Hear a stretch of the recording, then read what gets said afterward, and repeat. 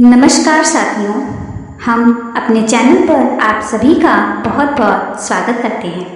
साथियों, क्या आप जानते हैं तनाव रहित जीवन ही सुखी जीवन क्यों होता है? साथियों, हर कोई ये कहता है कि हमें तनाव रहित होना चाहिए, क्योंकि यदि हम तनाव रहित रहेंगे तो हमारा हर कार्य अच्छे तरह से पूर्ण हो जाएगा। तो आइए आज इसी विषय को समझते हैं। तनाव यानी कि टेंशन, ये कोई भी रोग नहीं होता। आज के समय में जिसे तनाव होता है वो डर जाता है कहीं उसको कोई रोग तो नहीं हो गया। हाँ, कभी कभी जिनका हृदय कमज़ोर होता है उनके हृदय में किसी की बात को लेकर बहुत चिंता बैठ जाती है। उनकी बुद्धि बार बार उस बात को सोचती है तो तनाव का रूप धारण कर लेती है। किसी की बात को स्वीकार ना कर सकना तनाव पैदा करता है, या अचानक कोई घटना घट जाए तो भी वो तनाव का रूप ले लेता है। उस समय यदि कोई हृदयवर्धक औषधि खा ली जाए तो हो सकता है हमारा तनाव दूर हो जाए। इसलिए ऐसा देखा गया है कि बात सहन ना कर पाना और अधिक सोचना टेंशन का कारण बन जाता है। तनाव को दूर करने के लिए प्रथम तो कोई ऐसी बात होती है तो आप अपने आप को संभाल लें जो आपको चिंतित करने को मजबूर कर दे। मन में निरंकार का सुमिरन करें और सकारात्मक सोच बनाए रखें और घर पर खाली न बैठें, कोई ना कोई काम करते रहिए।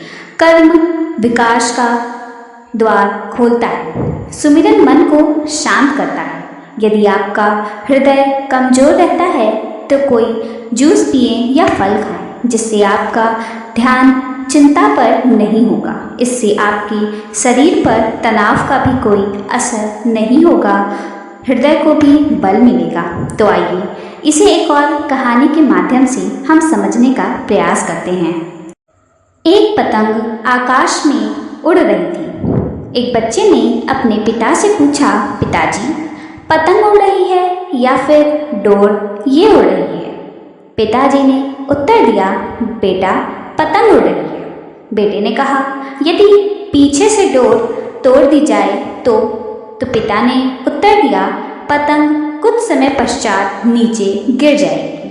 फिर बेटे ने भी कहा, इसका मतलब है कि पतंग को उड़ाने वाला खिलाड़ी हो और उसके हाथ में डोर हो तभी ऊंचाइयों में पतंग उड़ती है। तो पिताजी ने भी कहा, बिल्कुल ठीक समझा बेटे, हवा के रुख को देखकर ही खिलाड़ी पतंग को उड़ाता है। इस प्रकार यदि हम अपने जीवन की पतंग की डोर सतगुरु को सौंप दें तो ये खिलाड़ी आपको भी ऊंचाइयों में ले जाएगा। जब भी कोई उलझन पैदा होती है, समस्या आती है, तो हमारी ही कमी होती है, उसमें कारण हम ही होते हैं और हमें ही तनाव झेलना भी पड़ता है। जब गुरु शिष्य से सोचता है, मैंने तो अपने जीवन की डोर सतगुरु को सौंप रखी है, मुझे क्या चिंता, जो होगा ठीक ही होगा।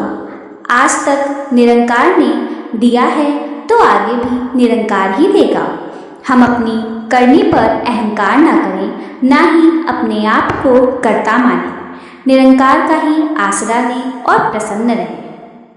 कई बार हमसे गलती हो जाती है तो हम बार बार सोचते हैं, हाय, हमने ये क्या कर दिया।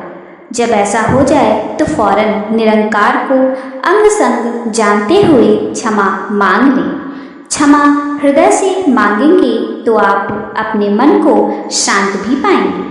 समस्त सुख, शांति और आनंद के सागर ये भगवान ही हैं, जो उनको छोड़कर संसार की व्यक्तियों, वस्तुओं और उपलब्धियों के सुख की तलाश कर रहे हैं। वे धान के भूसे को कूटने वाले चावल खोजने का ही निरर्थक ऐसा ही प्रयास कर रहे हैं। भगवान श्री कृष्ण ने एक स्थान पर कहा है, जो सदैव प्रसन्नचित्त रहता है तथा विषम परिस्थितियों में भी धर्म एवं धैर्य को ही धारण करता है, वह महान संत है, क्योंकि उसे मुझ पर पूर्ण विश्वास है तथा उसके चित्त को संसार के विषयों ने दूषित भी नहीं किया है। जब कभी किसी से गलती हो जाती है और नुकसान हो जाता है तो हम घर में हंगामा खड़ा कर देते हैं, ऊंचा ऊंचा बोलना शुरू कर देते हैं, झगड़ा करने लगते हैं और क्रोध भी करने लगते हैं। एक तो नुकसान हो गया और दूसरी ओर हम अपने घर का वातावरण भी अशांत कर लेते हैं। यह तो कहीं से समझदारी नहीं है। ये सोचें कि मनुष्य तो भूलनहार है, भूल हो गई होगी, आवेश में आकर कुछ करोगे तो वो गलत ही होगा, सब में तनाव होगा, इससे बचकर ही हमें रहने की कोशिश करनी चाहिए। ऐसी बात ही ना करें, मधुर ही बोले और धीरे बोले, आनंद उल्लास हो, ऐसा ही हमें अपने घर में प्रयास करना चाहिए। पहली बात बदलकर नई बात करने का प्रयास करना चाहिए।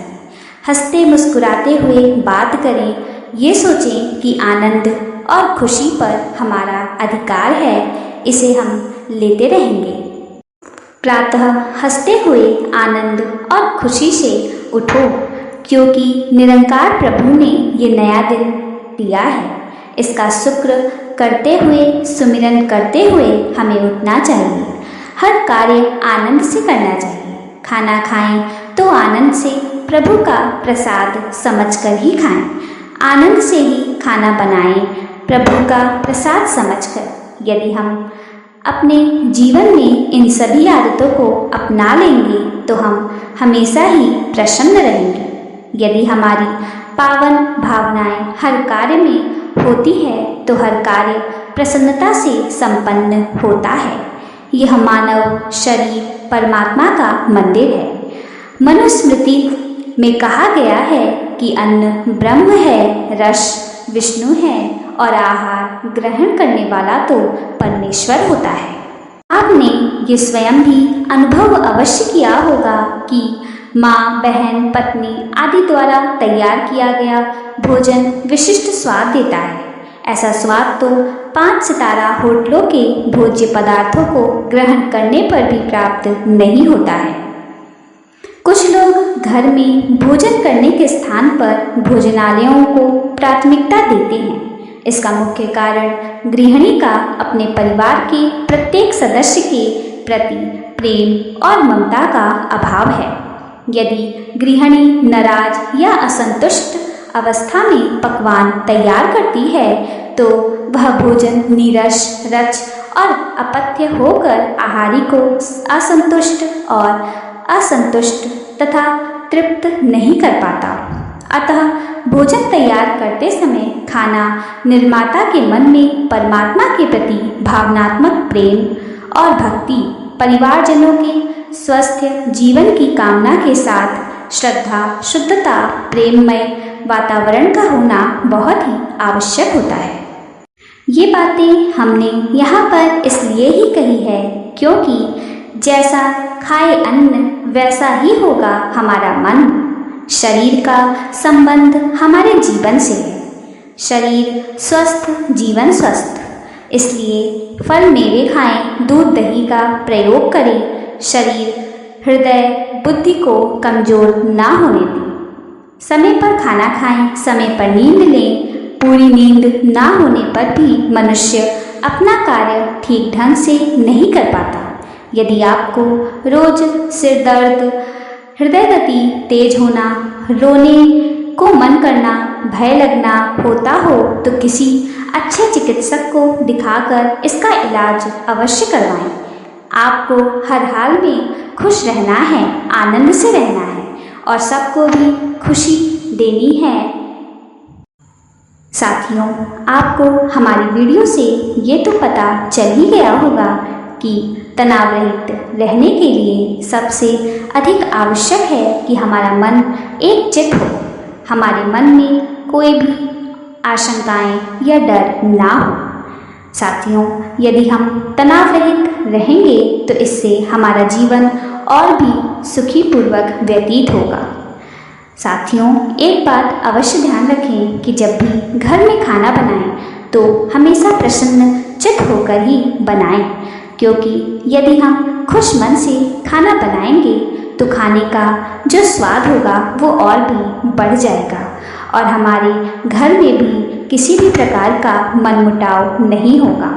साथियों, हम सभी को अपने घर में प्रेम पूर्वक रहना चाहिए और ये ध्यान देना चाहिए कि हम किसी के साथ बुरा बर्ताव ना करें, क्योंकि यदि हम इस तरह के व्यवहार को अपने जीवन में अपनाएंगे तो वो कहीं ना कहीं हमारे तनाव का ही कारण बनता है। तो साथियों, आप पूर्णतः यह कोशिश करें कि आप अपने घर में अच्छा बर्ताव करें और अपने घर के आचरण को जितना हो सके सुंदर और सुशील बनाएं, ताकि हमारे बच्चे भी उसको ध्यान से देखें और अपने बड़े के प्रति आदरपूर्वक व्यवहार करें। तो साथियों, आप सभी इन बातों का अवश्य ध्यान रखें और हमें कमेंट करके अवश्य बताएं कि हमारी वीडियो आपको कैसी लगी। तो साथियों, अब हम आपसे विदा लेते हैं और हमारे चैनल की तरफ से आप सभी को बहुत बहुत धन्यवाद।